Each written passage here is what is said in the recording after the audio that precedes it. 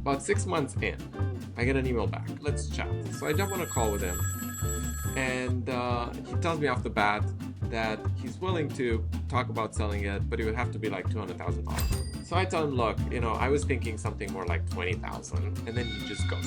And then about 6 months later, after my last contact with him, he emails me and he's like, hey, still interested to buy the domain?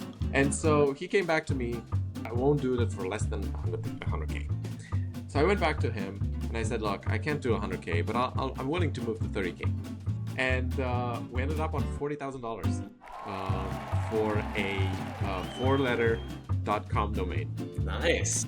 What a master negotiator. But are you still master of your domain? Hello, everyone. Welcome back to another episode of Master of Your Domain. I am honored today to be joined by my friend, Emi Gal from Ezra, Ezra.com, who is not only the CEO and founder of an incredibly exciting company he will tell you about, but also a brother in the Silver Fox Club, as we've discussed. It's a fine club. You'll get a t-shirt in the mail. Cool. Emi, thanks again for coming on, man. Do you want to introduce yourself? Tell us a little bit more about Ezra and what you all are building. For sure. Thanks for having me, Rob. This is great. I'm excited. Founder of Ezra, what we've created is a way to screen for cancer ever in the body using a full body MRI powered by a number of AIs. And the way Ezra works is you go on Ezra.com, you book a scan, you visit one of our partner facilities. We have 60 facilities in about 15 cities. You get a scan there, it takes 30 minutes, and then we give you a super comprehensive report that tells you everything that's going on inside your body, including cancer and 500 other types of conditions. Yeah, amazing. I remember having one about 2 years ago, and it was like incredibly seamless experience. You're due for your next one, Rob, I am. I know. You've been emailing me personally saying it's time for the next one. Actually, maybe to just push on that a little bit more, like what are some of the reasons people wind up going ahead and getting these screenings? Is it hereditary? Is it just being proactive about your health, etc.? Yeah, so we have two, big audiences. One audience is what we call the kind of biohackers, longevity-focused folks. And these are people who are maybe 30s to 40s. They want to get a lot of data about their body. They want to optimize for performance. They want to optimize for longevity. They want to essentially use data to make better decisions about their health. And kind of the best way to get that data is to get a full body scan, such as ours. That's the audience we started with. More recently, the fastest growing audience, the fastest kind of cohort, is what we call the cancer conscious. These are people who are not biohackers or longevity people or people in tech. They are more folks who had a recent cancer event in their family or close family member. Someone was diagnosed with cancer and they're now concerned. And unfortunately, there's no way to screen for most organs in the body without something like Ezra. There are screening guidelines for only 5 organs: breast, colon, prostate, uterus, and lung cancer. Everything else, if you're unlucky enough to get a brain tumor, pancreatic cancer, liver cancer, and so on, you'll find out when you're symptomatic, which will be too late.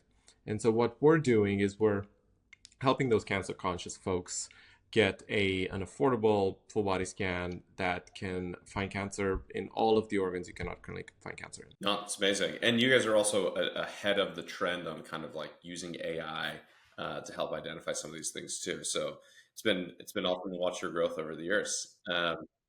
Well, let's get to the main event here because everyone just wants to tune in to hear about domain names. And you have a great one, Ezra.com. 4 letters, it's a name, love it.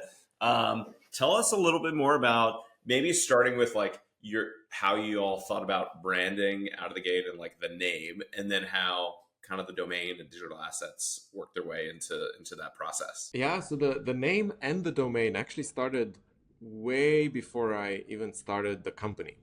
So I sold my previous company in 2016.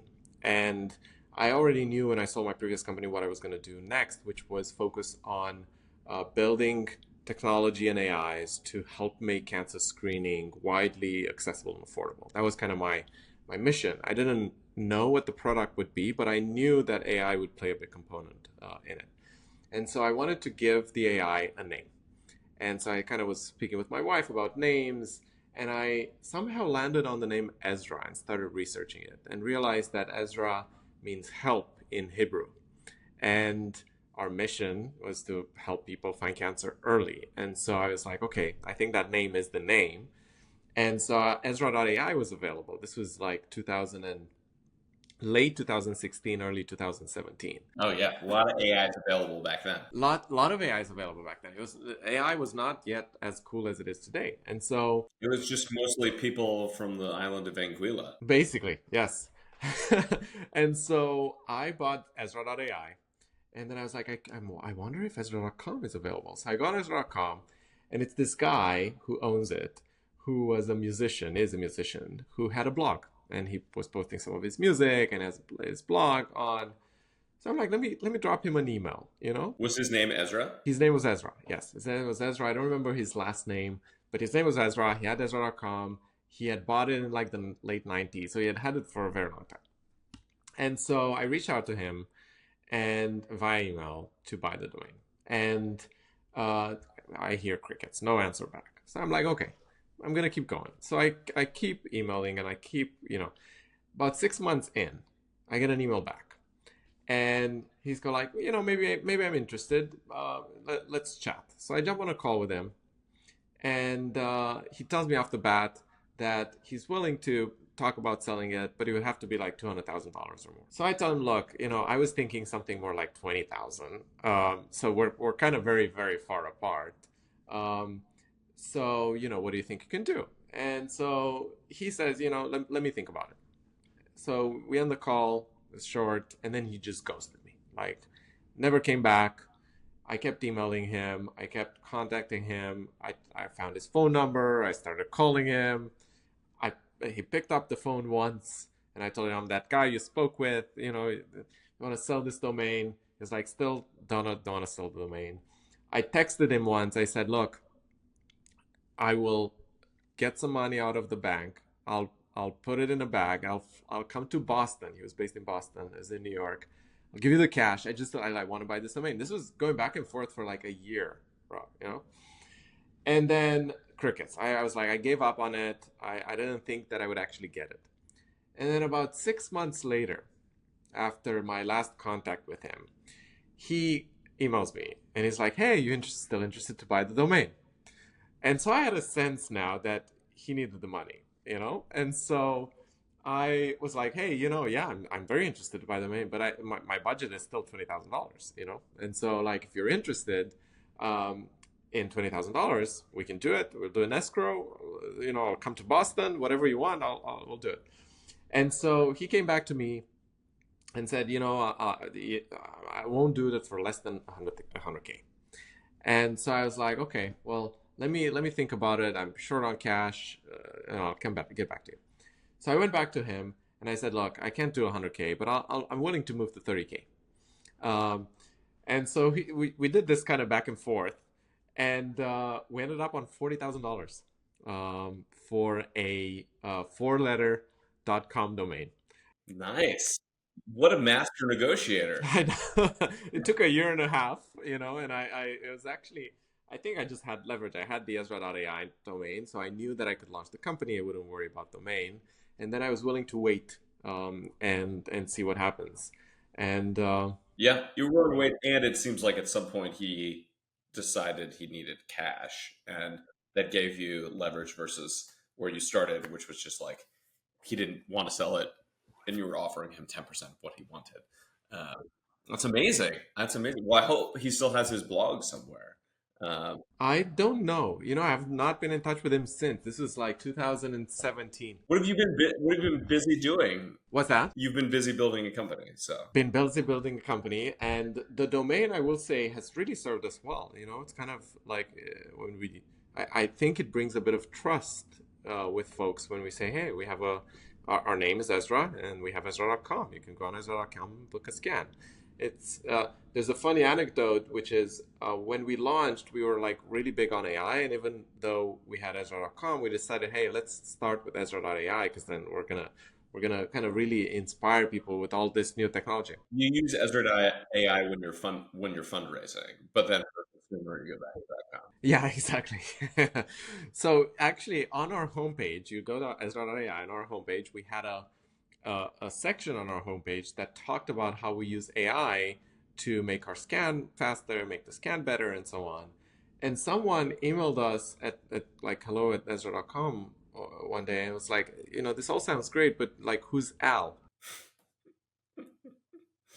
Yeah.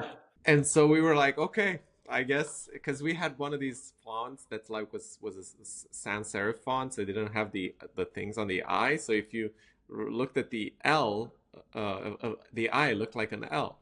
My son does the same thing when we watch baseball. There's like this Google commercial that comes up between innings and says like Google uses AI to help, whatever, track analytics or whatever.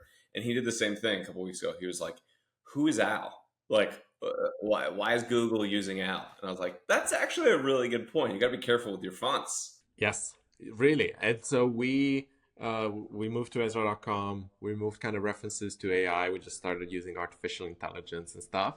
And here we are. Fast forward a few years later, we have a strong brand. And so you had that kind of like pre-launch or at launch in your back pocket, which sounds like a good spot to be in. How do you think? I know you said it's been beneficial, but like anecdotally, like have you heard from people, or have you felt like it has been like a net positive? I would imagine from more of just like a reputation legitimacy side, right? But I don't know. If you feel like that has been impactful as you've gotten the business off the ground and now growing into the point you are, where it's bigger and like successful. Absolutely. So we actually there, in the full body MRI space, there are really two large companies now that have surfaced as the main companies in the space. There's Ezra, and there's a competitor whose name most people can't pronounce.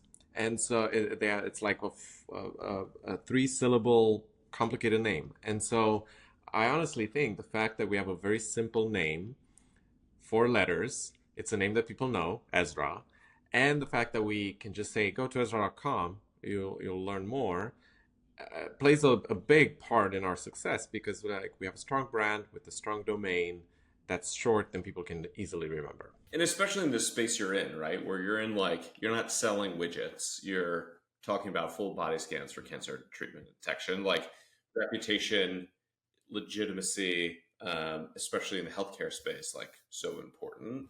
And you also want, like, you do a great job of maybe where your competitor struggles a little bit is like just passing that radio test, right? Like if you're running a radio spot or even like a billboard or somebody hears you on TV, hearing that three-syllable word, how do I spell it? What do I type in? Versus just like short, 1-2 syllable.com can make a difference.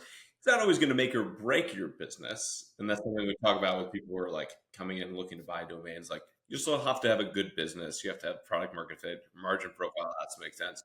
But on the margins to start, and then increasingly it can become more and more important over time as you really look to become like a household. Absolutely. And actually, part of why I really wanted a short, punchy name with a really good .com was because my previous company, I had a complicated name. I had a .com, but like everybody got confused by the name. It was called Brainient.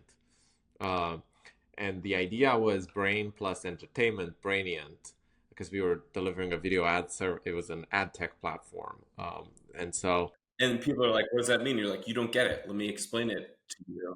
We're actually super smart, and this is a good combination of words. And also 9 out of 10 times they would misspell it, and they forget an I or an E or, it's just.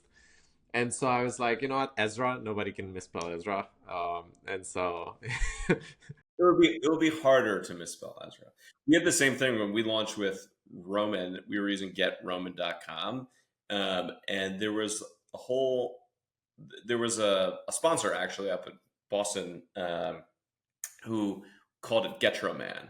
And they made like the whole thing was like Getroman for erectile dysfunction and for hair loss. And they like turned it into a character. And we were like, that's not exactly what we were after. But your domain name winds up turning into what people call you.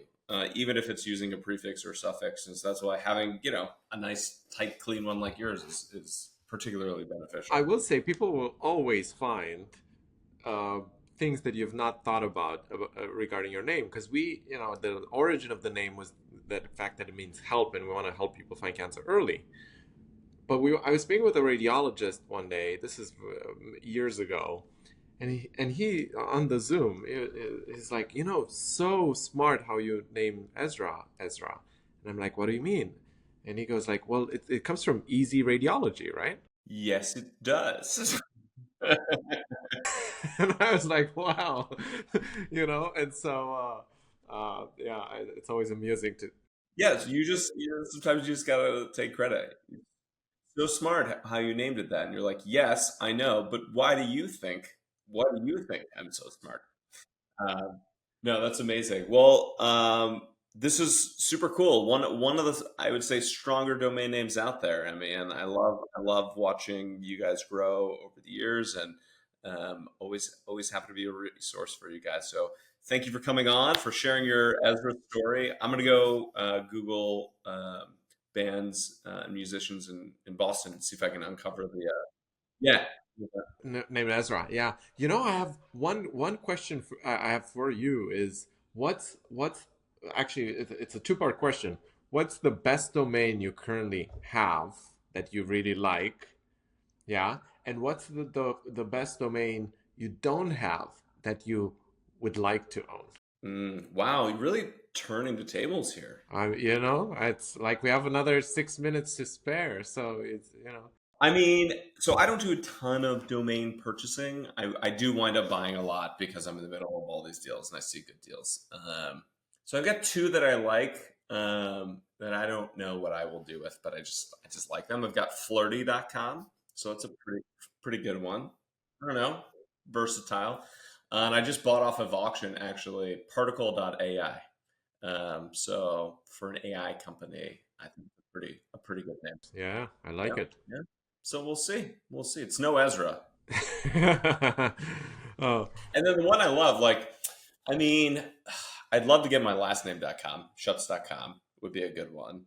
Also Ro.com that I've been working on for about 7 years. That's owned by a large Chinese gaming conglomerate. And then, yeah, Rob.com, I'm friends with the guy now. He made me an email address. I'm high at Rob.com, but I don't own the domain yet. But he's very kind. His name is Rob. Cool. Well, thank you for this is good. A little Perret repost. I enjoyed it. But thanks for coming on. I appreciate the time, Emi, and continue to crush it both in the business and the domain world. Thank you, sir. Great to see you.